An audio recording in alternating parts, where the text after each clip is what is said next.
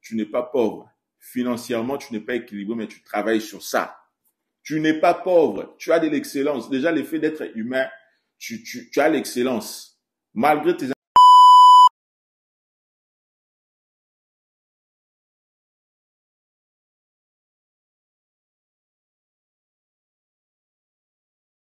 Mpote Bandeko, Lehman talk about. Alors aujourd'hui, nous allons parler du mot pauvre parce que c'est un mot qui me fait tellement réfléchir. Je me suis dit non, le loto le belango. Ok. Comme nous le connaissons tous, voilà, être pauvre, c'est-à-dire tu n'as pas assez de moyens pour répondre à tes besoins. La pauvreté, c'est la souffrance, c'est l'effet de ne rien avoir, c'est être rien en fait. Mais au-delà de tout ça, il existe des personnes qui se qualifient de pauvres. C'est-à-dire, il est d'accord qu'il est pauvre. Mais je suis de ceux-là qui pensent que, voilà, c'est dire que tu es pauvre, ça commence par les mentales. Si dans ton mental, tu te dis que non, tu es pauvre, c'est-à-dire que tu n'as rien compris. Et si tu te dis que tu es pauvre, c'est-à-dire que tu connais les avantages et désavantages. Mais vous savez, je pense que voilà, la pauvreté n'est pas que liée à l'argent. Tu peux être pauvre culturellement, intellectuellement. Imagine-toi, tu as 10 000 dollars en banque et tu ne sais pas comment les multiplier. Tu n'as pas la connaissance sur les finances. Tu es pauvre. Hein? Voilà, tu n'as pas la connaissance et tu vas demeurer pauvre. Après, vous savez, ce n'est pas tout le monde qui est appelé à être riche. Il y a des gens qui, voilà, qui ne sont pas des multimilliardaires comme, voilà, des riches que nous connaissons. Mais ils vivent bien. Hein? Ils vivent bien. Parce que ils estiment que non, voilà, ils sont ce qu'ils sont et ils ont de la valeur avec le peu qu'ils ont. Vraiment, valorisez-vous. Ce que j'allais dire dans cette vidéo ne te qualifie pas de pauvre. Si tu n'es pas financièrement équilibré, voilà comme moi, financièrement, je ne suis pas équilibré, je travaille sur ça. Je travaille sur ça et je vais y arriver. Et vous aussi qui me regardez, déjà l'effet que tu t'es abonné à ma chaîne, c'est-à-dire tu acceptes de te valoriser, tu acceptes de travailler sur toi financièrement parce que on doit avoir l'argent. Hein? On doit avoir l'argent. Et l'effet de ne pas avoir beaucoup d'argent ne fait pas de toi un pauvre. Avec le peu que tu as, tu n'es pas pauvre. Donc, moi, me qualifier de pauvre, avec tout ce que j'ai appris pour être la personne que je suis aujourd'hui. Et tu m'appelles pauvre. Non, au côté à prison. Au côté à prison. Je me souviens lorsque je suis arrivé en Chine, il y avait plein d'étudiants internationaux. Étudiants internationaux. Voilà, nous tous, on ne savait pas écrire ou parler le mandarin. Mais, et ils réussissaient, moi, je ne réussissais pas. J'étais vraiment l'échec de l'école. Et une fois, l'un de nos leaders était venu me poser des questions. Mais Liman, tu as les yeux comme eux. Tu as la bouche, tu as les oreilles, tu as les mains comme eux. Mais pourquoi tu n'arrives pas à réussir? Et ils réussissent. Mais qu'est-ce qui se passe avec toi? C'est-à-dire que tu n'as jamais été intelligent dans ton pays? J'étais choqué. En fait, ça m'avait tellement marqué lorsque j'ai repris l'année. J'ai travaillé tellement dur et aujourd'hui, je m'exprime bien en mandarin.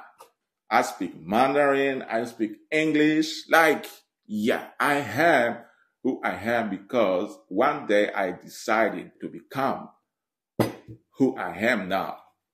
Parce que j'avais décidé d'apprendre. Et je ne peux pas me dire que je suis pauvre. Moi qui parle, voilà, la langue la plus difficile au monde. Vous voyez, grâce à ça, je peux me faire de l'argent et je serai épanoui. Pour moi, c'est ça la richesse. Le fait que tu t'épanouis, voilà, tu te perfectionnes, tu apprends, c'est ça la richesse absolue. Après, je ne dis pas que non, l'argent c'est toujours important, vous voyez. Apprenez, valorisez-vous. Apprenez. Aujourd'hui, si tu n'as pas la capacité d'intégrer les universités, nous avons Internet. Surtout avec la génération AI, tu peux apprendre, voilà. Tu peux te valoriser toi-même. L'estime de soi. Nous vivons dans une société où les gens nous qualifient de ce que nous ne sommes pas. Hein? Si tu acceptes ce que les gens pensent de toi, c'est-à-dire tu as échoué. Mais si tu travailles sur toi-même, hein, tu vas refléter ça et les gens verront et ils vont comprendre, ils vont te respecter. Et pourtant, on a un million dans la banque. On a mais les gens vont te respecter parce que tu te donnes de la valeur, tu as accepté de te cultiver, tu as accepté de te perfectionner, d'apprendre, de briller. C'est de ça qu'il s'agit. Apprenez. Hein? Même Nzambe Autoservara, ce n'est pas un Dieu de pauvreté. Jésus-Christ n'était pas pauvre. Yeshua Koufa, est-ce qu'il est millionnaire? Hein? Yebisanga, Jésus-Christ était milliardaire. Il n'était pas milliardaire. Mais il avait l'intelligence, en fait, il avait la sagesse. Hein? Il était rempli, voilà, avec l'esprit qui lui animait, l'esprit de Dieu. Il était tellement... En fait, c'est lui l'exemple parfait. Malgré les riches que nous avons, voilà, les Jeff Bezos, Mark Zuckerberg, Steve Jobs, voilà. Jésus-Christ, c'est l'exemple parfait. En fait, c'est la personne, il était la personne par excellence, en fait. Hein? Et nous devons apprendre. Dans la Bible, là, dans la Bible, tu peux apprendre le management, tu peux apprendre le développement personnel. Seulement dans la Bible. Parce que voilà, nous ne savons pas décortiquer. Quand la Bible est là, il y a des écrivains, des serviteurs de Dieu qui ont décortiqué cela. Tout se passe dans la Bible, il y a tout là-bas. Donc, apprenez, travaillez sur vous-même. Hein? Déjà, le fait que tu t'es abonné sur cette chaîne, tu as accepté de travailler sur toi. Hein? Il y a un truc qui est de longo. Hein? Comme les anglophones aiment dire, it's okay. It's okay to not be financially fulfilled.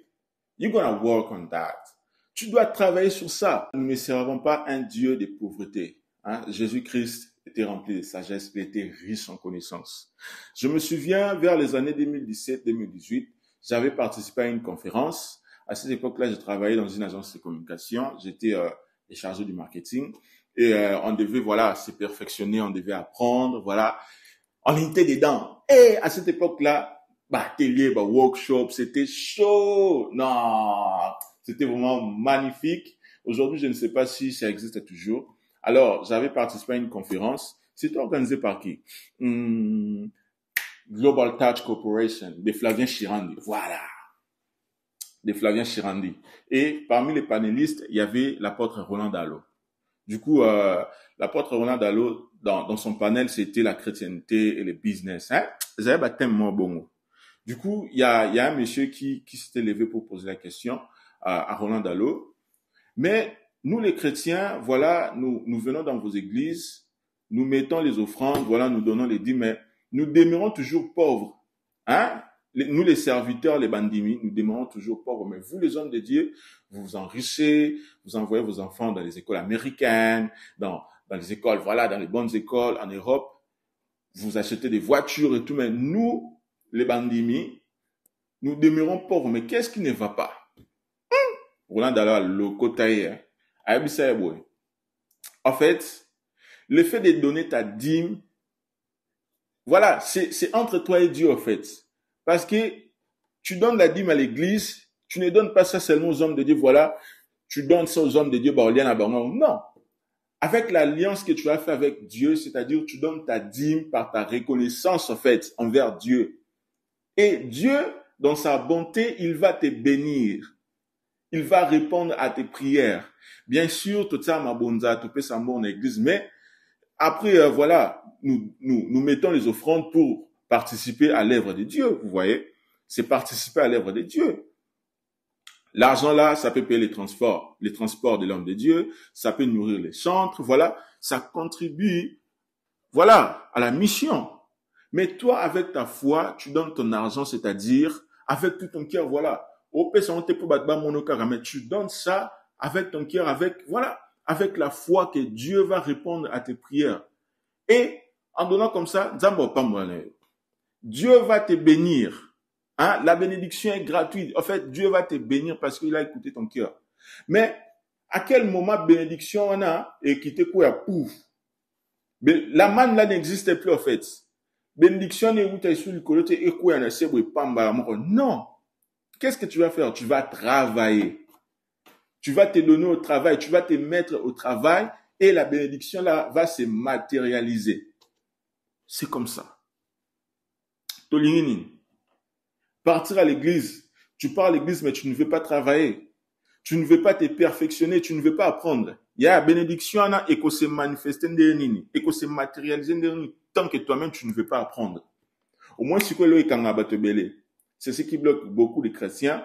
Vous partez à l'église, non, tout que non, peut ça pasteur, après non, bon, ça ne marchera pas comme ça. Les pasteurs que vous voyez là et tout, vous ne connaissez pas l'alliance qu'ils ont fait avec Dieu, hein? Vous ne connaissez pas. Du coup, en tant que toi, chrétien, tu crois à un Dieu de l'excellence. Tu mérites l'excellence. Tu as l'excellence à toi, mais le fait que, voilà, tu ne sais pas comment faire, voilà. En tout cas, travaillez sur vous. La bénédiction est déjà là. Il suffit juste de travailler sur ça.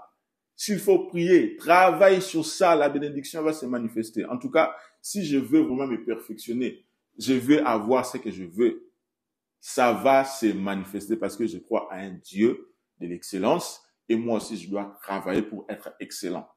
C'est comme ça. C'est comme ça. Voilà. Travaillons. Suivons la droiture. Suivons les pas du Christ.